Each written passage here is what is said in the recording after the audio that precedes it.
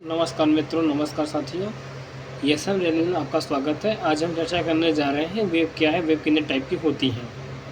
सबसे पहले हम बता दें कि अगले में मैंने चर्चा किया था कि वेब कितने प्रकार के होते क्या हैं। तो वेब की हम बात करें कि वेब मीन्स होता है तरंग।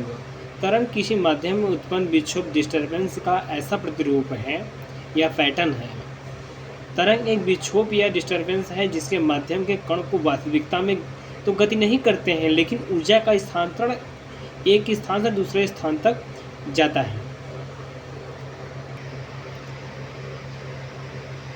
ए wave is a disturbance is an medium that carries energy without a net moment of particles. It make that take the form of elastic deformation as various vibration of pressure, electric or magnetic intensity, electric potential or temperature.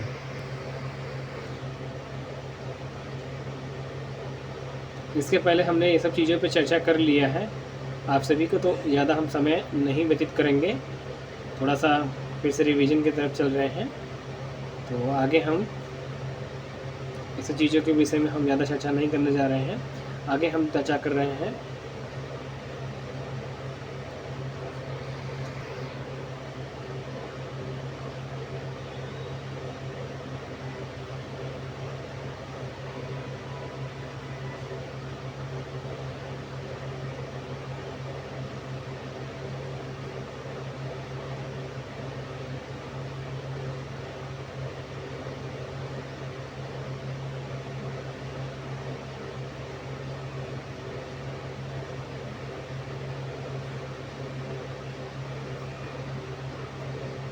अभी हमने जाना कि wave किस type से होते हैं, wave length क्या है।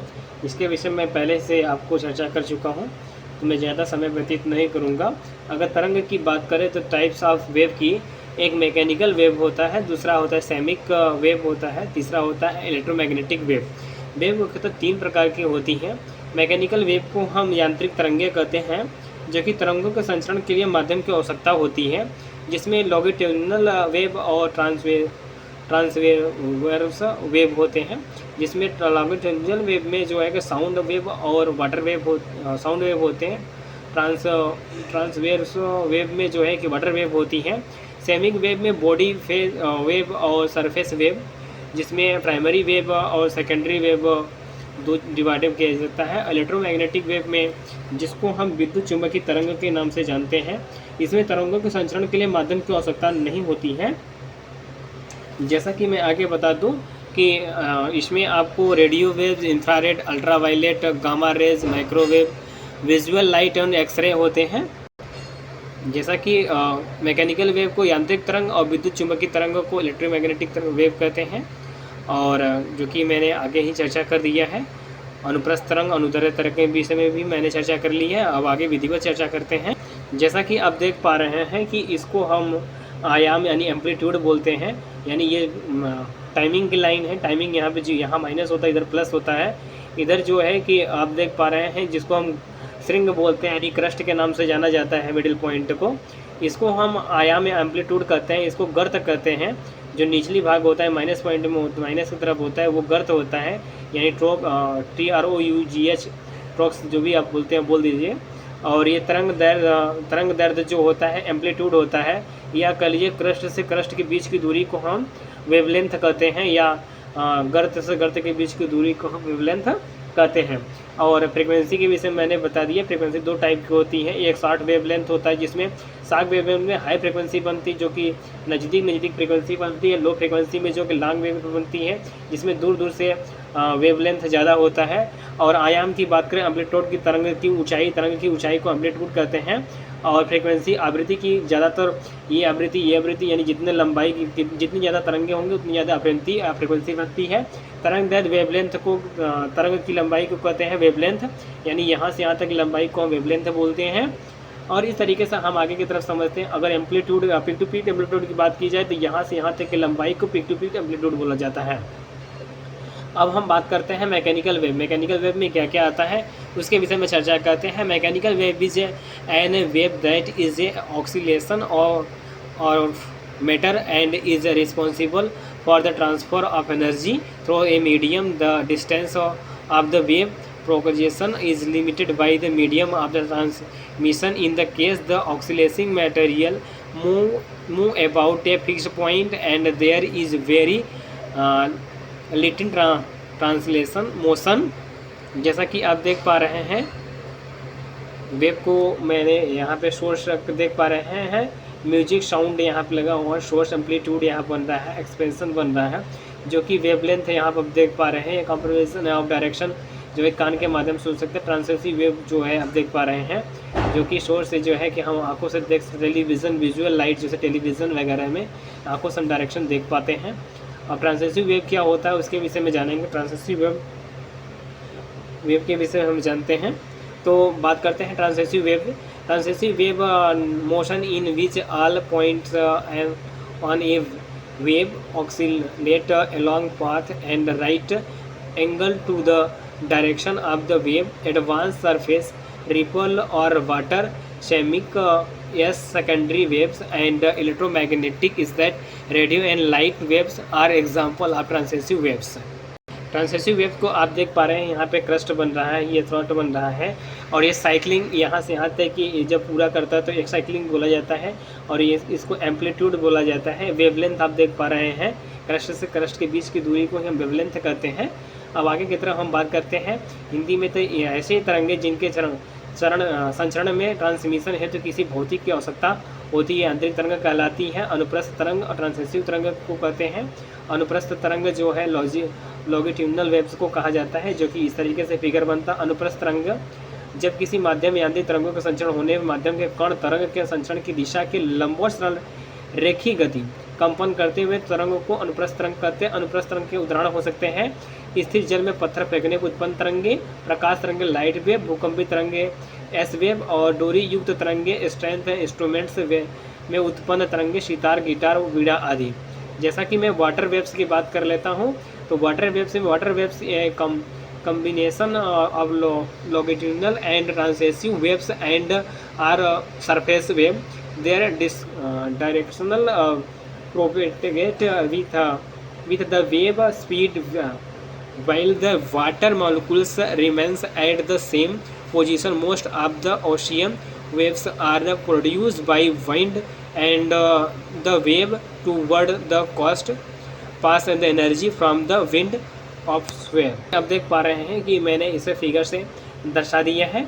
आगे की तरफ हम बनते हैं लॉन्गिट्यूडिनल वेव में। Longitudinal wave are wave in which the vibration of the medium is parallel to the direction the wave travel and displacement of the medium is in the same of opposite direction of the wave propagation. Logarithm आप देख पा रहे हैं longitudinal wave, जो कि यहाँ पे आप वेवलेंथ एम्पलीट्यूड देख पा रहे हैं, कंपैरिजन रिफ्रैक्शन और कंपैरिजन आप देख पा रहे हैं और रिप्लेसमेंट ऑफ एयर मॉलिक्यूल्स देख पा रहे हैं। और अनुदैर्ध्य तरंग की बात करें तो लॉन्गिट्यूडिनल वेव्स अनुदैर्ध्य तरंग संपीड़न कंपैरिजन एवं विरल रिफ्रैक्शन प्रतिरूप पैटर्न्स बनते हुए गति करते हैं। संपीड़न सी वह क्षेत्र है जहाँ माध्यम के कण अत्यधिक संपीड़ित हो जाते हैं और पास आ जाता है, जबकि विरल आर वह क्षेत्र में जहाँ माध्यम के कण विरल हो जाते हैं, जैसा कि मैं फिगर में आपको दिखा देता हूँ। आगे हम बात करते हैं साउंड वेव की। A sound wave is a patterns of disturbance consumed by the energy travelling away from the source of the sound wave are longitudinal wave.